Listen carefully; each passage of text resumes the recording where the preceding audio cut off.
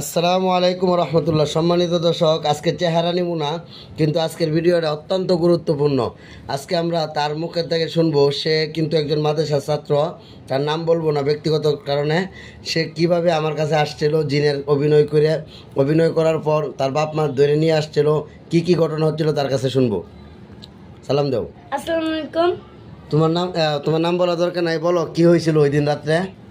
আমি ছোটতে স্কুলে পড়ার অনেক শখ ছিল, কিন্তু বাবা মা স্কুল দিতে চাইতো না। বাবা মার ইচ্ছা ছিল মাদ্রাসায় পড়ে বড় কিছু হব, কিন্তু আমার ইচ্ছা ছিল আমি স্কুলে পড়বো। একদিন বড় একজন ভাই বলল, তুই ভূতের অভিনয় কর বা জিনের একটু অভিনয় কর, তাহলেই দিয়ে দিবে। এইটা ভেবে আমি অনেক বেশি ভূতের অভিনয় করে ফেলছিলাম। সে বলেছিল আমি কি করি, আমি বলছি আপনি মানুষের বাল কাটেন। এই কথা বলছিলাম, তাও ভূত সেজেই এমনই একটা কিছু হয়, চুল কেটে দেয়। সেলুনের দোকানদার। হ্যাঁ, দোকানদার। তাহলে সে তোমাকে কি প্রশ্ন করছে? সে বলছিল ওই যে আমি কি কাজ করি। আমি বলছিলাম আপনি মানুষের বাল কেটে দেন। হ্যাঁ, সে কিন্তু ভয় পাইছিল, বলছিল জিনে এই কথা বলছে, ঠিক না? জি হুজুর।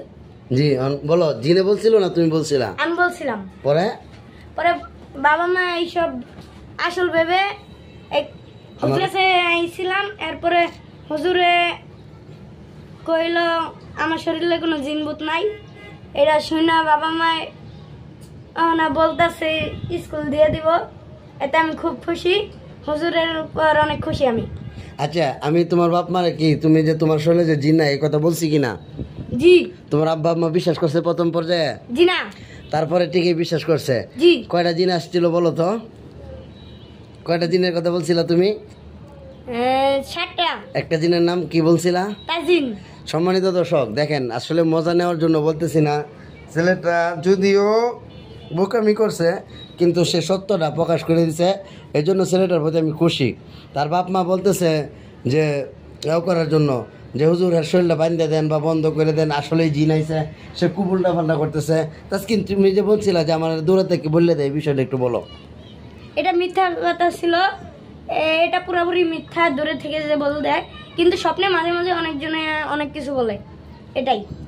ও, মানে হ্যাঁ বলতো যে আমার ওই জায়গা থেকে বলে দিতেছে, আমার এটা করতে কইতেছে, এটা করতে করতেছে। পরে আমি হঠাৎ করে কি করছি, বেত নিয়ে কই আমারও বললে দিছে, টস করে বাড়ি মারছি। সে ব্যথা পাইছিল না? জি হুজুর। তারপরে এরকম ভাব ধরছে, পুরা অভিনয় যে সে তার শরীরে জিন। আসলে কি তুমি জিনা ছিল না তুমি ছিলা? আমি ছিলাম।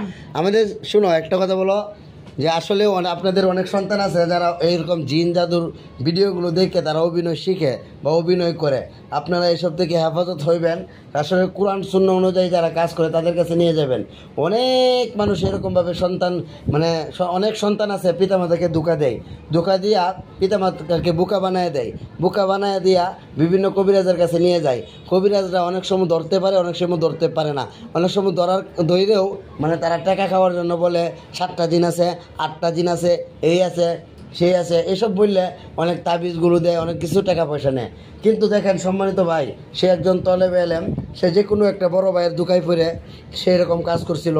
এখন সে বুঝতে পারছে, আল্লাহ তাআলা যেন তাকে বুঝার তৌফিক দান করে, তার গার্জেনও বুঝতে পারছে। কিন্তু এরকম অভিনয় করছিল যে 2 তলা থেকে পড়ে থাকা, কি উল্টাপাল্টা বা কী যে করতেছে। আপনারা যদি ওই ভিডিও করি নাই, কারণ তার গার্জেনে চাইছে না ছেলের ভিডিওটা করি, এই জন্য ভিডিও করি নাই। এখনও যে ভিডিওটা করছি আসলে তার চেহারা দেয় না, এই কারণেই। তখন অনেকেই তাকে চিনবে, কিন্তু মানুষ সতর্ক হওয়ার জন্য সতর্ক বার্তা হিসাবে ভিডিওটা দিছি। আপনারা এই ভিডিওটা দেখে নিজেরা সতর্ক হবেন এবং আপনাদের ফ্যামিলিদেরকে সতর্ক করবেন। সবার দেশবাসীর আমার জন্য দোয়া চাও। সকল দেশবাসী আমাদের জন্য দোয়া করবেন, আমার মা বাবাদের জন্য দোয়া করবেন। বলো, তোমাকে এই যে সাক্ষাৎকার যে দিচ্ছ, এই জন্য কি তোমাকে কোনো টাকা পয়সা বা কোনো কিছু দেওয়া হবে কিনা? জি না হুজুর। তুমি কি মহব্বতে বলছো এই কথাগুলো? জি হুজুর। আলহামদুলিল্লাহ, আমরা তার জন্য দোয়া করি, আল্লাহ যেন তাকে কবুল করে, দুনিয়া এবং আখিরাতের সফলতা দান করে।